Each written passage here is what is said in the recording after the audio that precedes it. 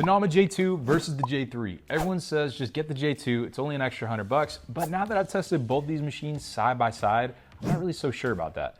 After using the J3 for weeks, it feels like people are underestimating this thing.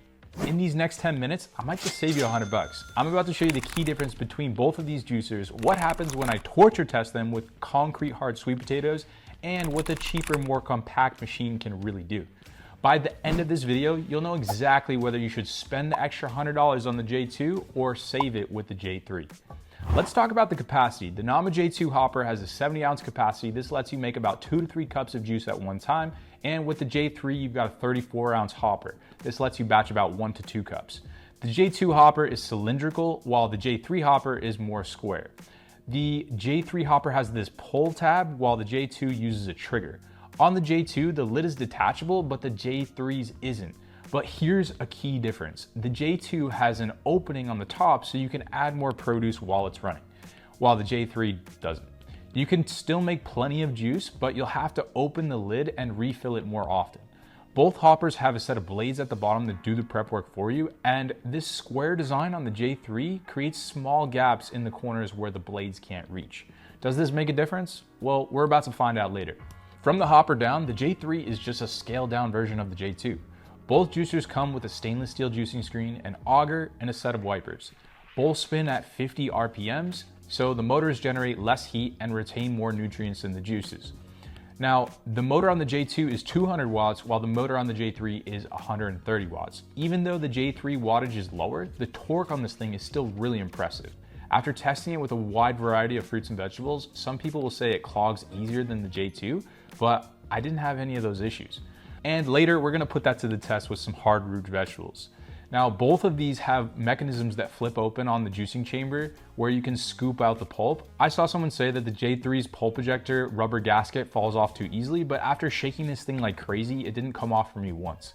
The J2 has measuring marks on the juicing chamber while the J3 doesn't. And to be honest, I don't really use those, but hey, you might. The J3's green rubber tab is attached while the J2's is fully removable, making it easier to lose if you accidentally drop it in your sink drain.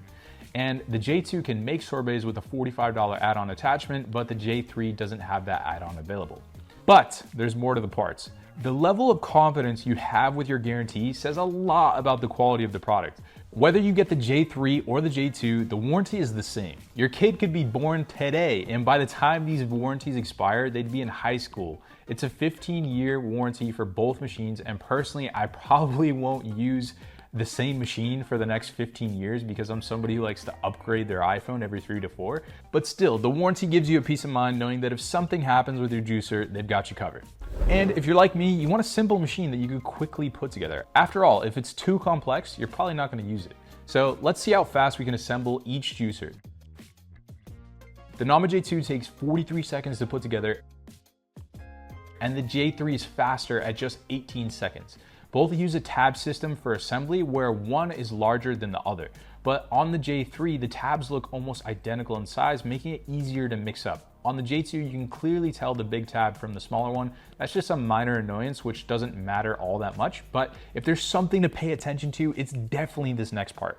The Nama J2 weighs 12.1 pounds, while the more compact J3 weighs 9.7 pounds. That's a 2.4 weight pound difference, and you're definitely gonna notice this when you're moving the machines around.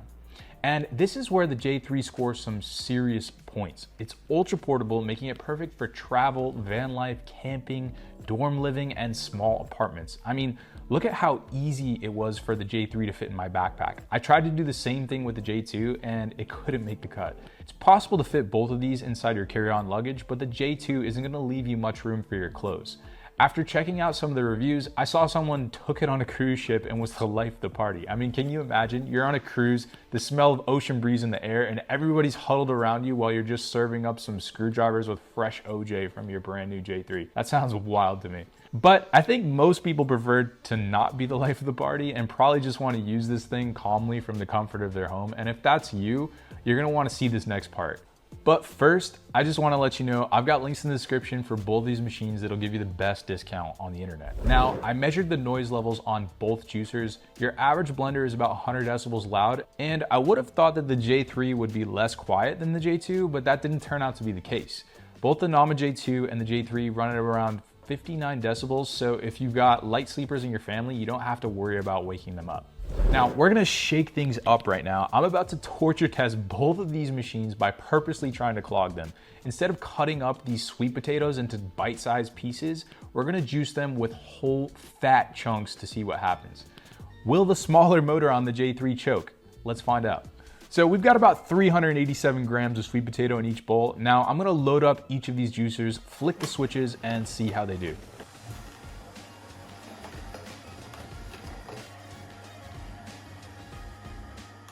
Okay, so both machines finished around the same time.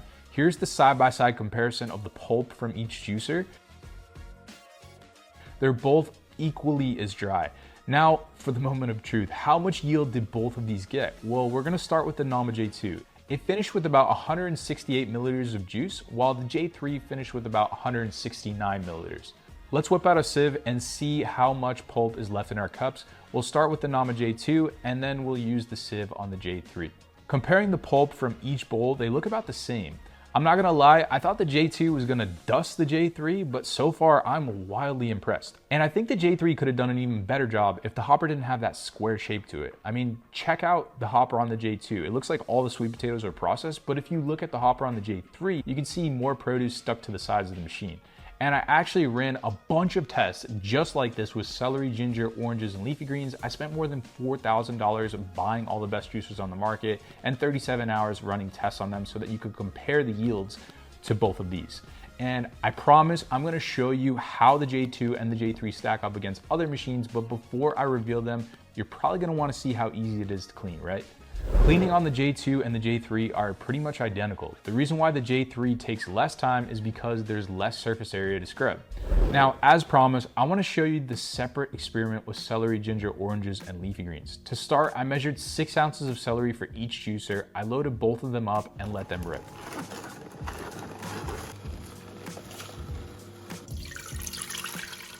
We got 127 milliliters of celery juice for the J3, and for the J2, we were able to squeeze out 131.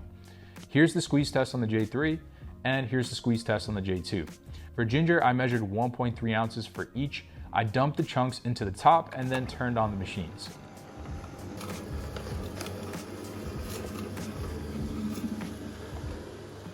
After letting them work their magic, we've got about 21 milliliters of ginger juice for the J3, and for the J2, we were able to squeeze out 38 milliliters. Here's the squeeze test on the J3, and here's the squeeze test on the J2. Next up, we got oranges. I measured out 8.5 ounces for each machine. I loaded each juicer up and I let them work.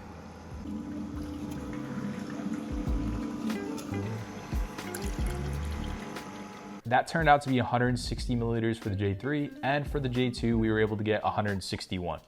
Here's the squeeze test on the J3, and here's the squeeze test on the Nama J2. Both were dry as it gets, and now we've got leafy greens, which I used 2 ounces and dumped those into the machines. Leafy greens tend to take a little longer to process, but we've got about 27 milliliters of green juice with the J3, and for the Nama J2, we've got about 35 milliliters of juice. Here's the squeeze test on the J2, and here's the J3. So this was the final scorecard for both machines. The J3 just blew my mind here. Like, how can you have a machine that's half the size and give you the same, if not better yield? And if you've ever seen those cheapo knockoff travel juicers on Amazon, they choke on pretty much every fruit and vegetable. They get clogged every 2 minutes, but not the J3. The J3 puts those to shame. But now you've got a decision to make, and I'm about to make this super easy for you. Do you go with the J2 or do you get the J3? Well, the J3 gives you pretty much the same yield. As I mentioned, it's lighter, more portable, and perfect for someone who lives in a small apartment or likes the idea of taking their juicer on the go. And if you're someone on a budget, you have to decide whether or not that extra $100 is worth it. Now, upgrading to the J2 gives you a larger hopper where you can make bigger batches of juice in less time. You also get access to add-ons like the sorbet attachment and the larger 105-ounce hopper. Right now, the J3 doesn't support any of those accessories. If you don't care about any of that stuff, then saving the extra $100 with the J3 could make sense. But if money's not an issue and you don't plan on traveling with your machine, then I would pay the extra $100 to get the J2. You're going to be able to make bigger batches of juice, it's faster to juice with, and you've got the option to make sorbets and extend the hopper capacity. So whichever one you choose, I'll leave links in the description below that will give you the best discount on either of these machines.